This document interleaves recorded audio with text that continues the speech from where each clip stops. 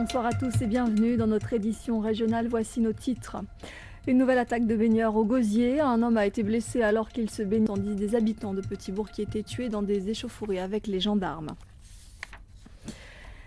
Mais quel est donc ce poisson mystérieux qui s'attaque aux baigneurs? Hier, un homme a été blessé alors qu'il nageait à la plage de la Dacha au Gosier.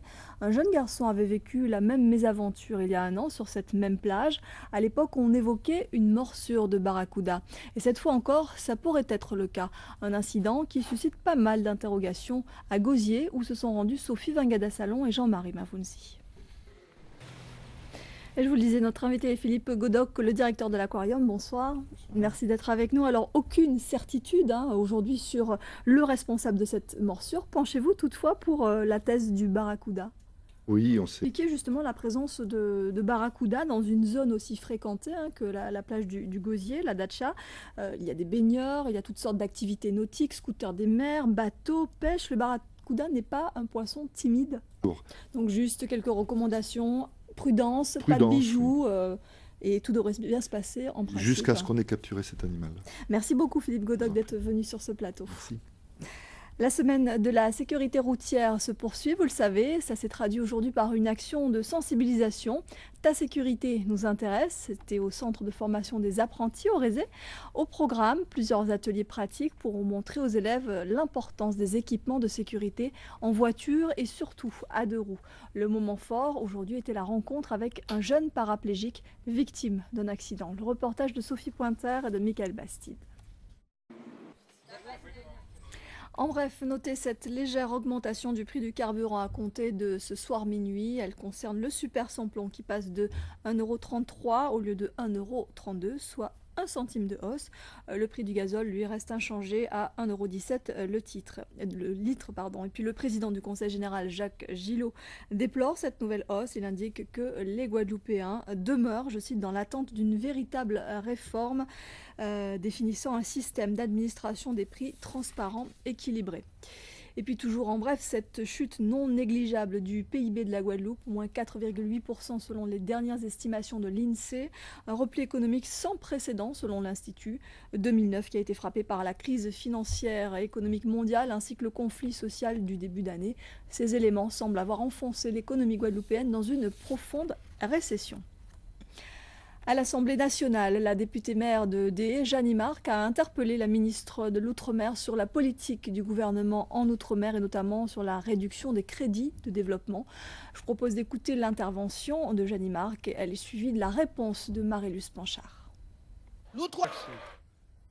Au chapitre social, la mobilisation des grévistes de la société de transport de la Côte-sous-le-Vent. Ce matin, ils ont bloqué le carrefour à l'entrée de... On écoute tout de suite Gabi Clavier, interrogée par Thierry Philippe. Autre mobilisation, celle des organisations syndicales de la Poste. Sud PTT Goa et CGT GPTT sont en grève illimitée depuis ce matin au centre financier de la Poste. Un mouvement qui intervient après l'échec de négociations autour du nouveau projet de réorganisation du service. Le point avec Emmanuel Gombeau et Olivier Duflot.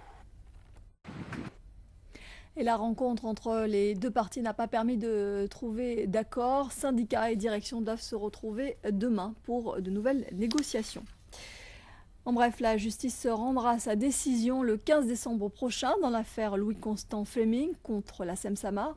Après son éviction de la présidence du conseil d'administration par son bureau, le sénateur de Saint-Martin avait déposé un recours devant le tribunal de commerce pour contrer cette décision. Une télévision sans rédaction. La chaîne privée martiniquaise ATV n'a plus de journal depuis hier soir. La société GB News qui la gérait a été liquidée ce matin. Les journalistes n'ont plus accès à leur lieu de travail. Le reportage de Francine Aglaé et de Marc Balsa de Télémartinique. Toujours en Martinique, un champignon qui inquiète les agriculteurs. Son arrivée était redoutée depuis déjà plusieurs années. La cercosporiose noire est finalement entrée à la Martinique et non par des matières végétales comme supposé, mais par les airs. De nombreuses îles de la Caraïbe étaient déjà touchées par cette maladie qui affecte les bananiers. Les précisions de Karine Baste-Régis et de William Zebina. La solidarité envers Haïti ne s'arrête pas, 9 mois après le terrible séisme qui a ravagé le pays. L'université de Poitiers accueille 17 étudiants haïtiens de l'école normale supérieure de Port-au-Prince. Ils se destinent à l'enseignement et ce sont eux qui remplaceront sans doute les professeurs disparus lors du tremblement de terre. Le reportage de Louis Haudevas et de Franck Noyetas. Un ouvrage à découvrir à présent, un épisode de l'histoire de la Guadeloupe assez peu connu finalement. Petit Bourg 1910, publié par Harry Broussillon, relate la mort de 7 habitants de la commune, tués au cours d'échauffourées avec les gendarmes. Cette tragédie du 16 octobre 1910, qui en réalité fut le résultat d'une bataille de partisans politiques. Présentation avec Gérard César et Rémi de France. Voilà, avant de nous quitter cette information pratique, il faut s'attendre à des délestages ce soir encore. Un nouvel incident sur le réseau de production d'électricité cet après-midi a généré la perte de 40 MW. Les coupures devraient concerner 15% de la population. Voilà, juste après ce journal, retrouvez Tanda Caillou, votre magazine en créole. Ce soir, Rémi Senneville nous emmène chez les Gadettes Zafet. À 20h40, La Maison des Rochevilles, un téléfilm français. Ce sera le 2e épisode ce soir. Puis pour les couches tard, à 22h20, un divertissement, le bureau des plaintes. Demain, à 13h, vous retrouverez Laura Séné.